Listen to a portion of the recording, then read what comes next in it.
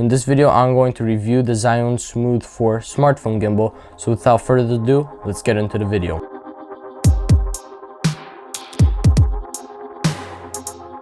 Hey guys, Paul here with Tech Workshop. I would really appreciate it if you guys could consider subscribing, and let's see if we can try to get to 200 subscribers by the end of the year. And I know you guys can do it. So let's get on to the review. Okay, so here we have the Zhiyun Smooth 4, and it's a nice case. It's a foam case, but it is very nice quality foam. Okay, so if we open up the case, you will see there's a hinge right over here, so the cap won't become detached, and that's just a nice little feature to have. Okay, so let's take all of these instruments out, you could call them. The gimbal, the tripod, and it has a cable. Now, this cable is loose, but you won't find it loose when you take it out of the box, because I was reviewing this gimbal and I did lose the rubber band that was around it. So don't worry, you guys, you're not gonna have it come loose like this. And also, I'd like to point out that this video is not sponsored by Zhiyun. Okay, so here we have the gimbal. It's a quite nice gimbal. It's pretty big, so for my big hands it works perfectly fine.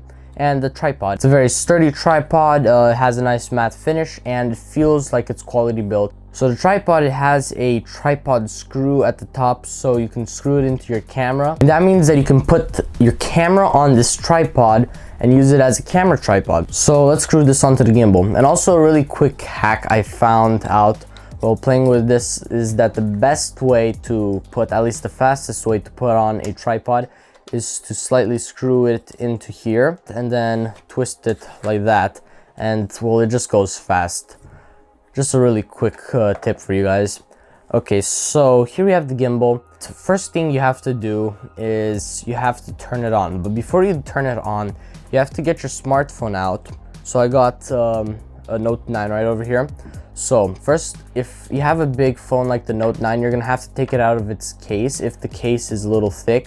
I'm using the D brand grip. That case is a little bit thicker than most cases, so it won't fit onto here without it putting some strain on the motor. So what you gotta do is you gotta put the phone in, all the way in. So without turning it on, you take the gimbal and you put out this arm. Now you'll notice that the phone is balanced. Say your phone isn't balanced and it looks somewhat like this. What you gotta do is, there's a little knob at the back of one of the arms, and what you gotta do is you gotta untwist it clockwise, and then you gotta put your phone to the correct adjustment, and you'll notice that you can do micro adjustments, and you'll notice that it soon balances. Once it's balanced, you can turn it on by pressing and holding on the power button, and there you go, it's now powered on. And now you will notice that it's powered on because the phone is straight up in the correct position. There's a lot of buttons on this gimbal, so we're going to talk about them. The bottom button is the power button, obviously, and below that is like a little light, or like 4 lights showing what your percentage is at by 25, 50, 75, and 100%. But here's the reason why you won't need to worry about that. This gimbal, with one charge to the maximum, that takes 1 or 2 hours, you'll be able to use the gimbal for 12 hours in a row. And this is not with it on standby, and I mean in a row. So while you're using it like this, and that's really great if you need to have it charged for a long time. If we move up above the power button, we have a little switch that has PF and L on it.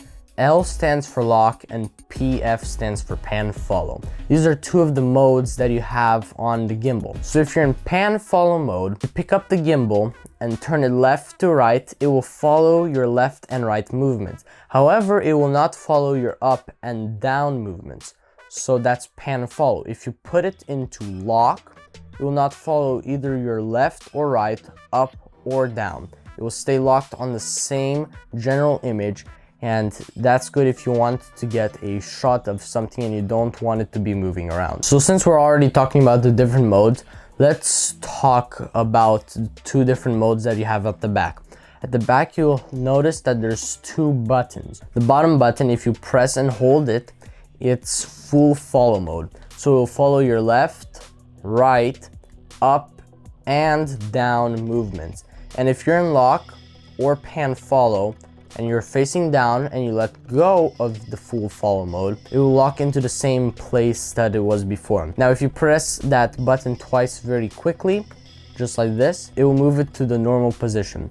Now, if you press and hold the top button, it's a sort of full follow mode for sports, so it will go up and down very quickly, so you can get those super fast movements. If we move to the button above the switch, it's a type of red dot. If you press this while you're in the ZUI Play app or the Filmic Pro app, it will start recording the video. Moving to the button to the right of the record button, you will see the icon of a camera.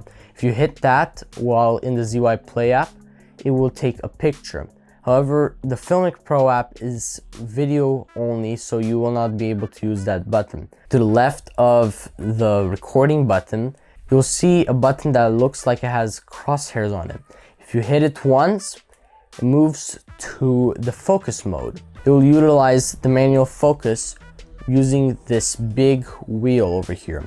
If you hit it one more time, it's going to go to the zoom, so you're going to have manual zoom, and that's going to be controlled by this big wheel also. So let's move on to the wheel that you have above the recording button. So this wheel has many functions. First off, to scroll through the menu. You can either scroll through the menu by turning the wheel or by pressing up, down, left, or right. If you are not in the menu, however, when you press down on the south portion of the wheel, it will take you to your video gallery. There you will see all photos and videos taken with the gimbal. Now take in mind that everything here except for the modes for the gimbal work only in the ZUI Play app or the Filmic Pro app. If we press down on the west portion of the wheel, it will flip the camera. If you press down on the east portion of the wheel, you'll see that it takes you to your exposure, so you can have manual exposure. Now if you hit the north part of the wheel, it will take you to your resolution for some reason. I have no idea why, but it just does so. If you look to the top left of the scroll wheel, you will see it has a button with the word menu on it. If you hit that, it will take you to your menu where you have all your camera modes, where you can change the resolution, where you can do vertigos and a lot of cool stuff. We won't get into depth with that because that would make the video very long. If you look at the top right of the scroll wheel, you'll see a button that has DISP and it will give you all of your information. Also, a quick note, when you hit the menu button and you're in your photo gallery, it will take you back from the photo gallery to the recording mode. So in my quick testings of the Zhiyun Smooth 4, I found that it's a very sturdy gimbal. I haven't ever gotten to the end of my battery because the battery life is so long. The gimbal is very sturdy, hasn't broke on me yet. However, I have been using it for over a month now, and in the end, it's a well-built gimbal.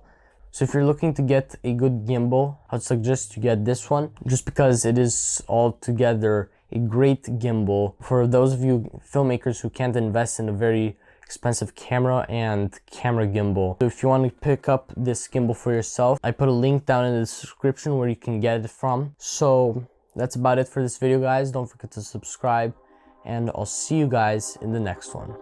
Peace.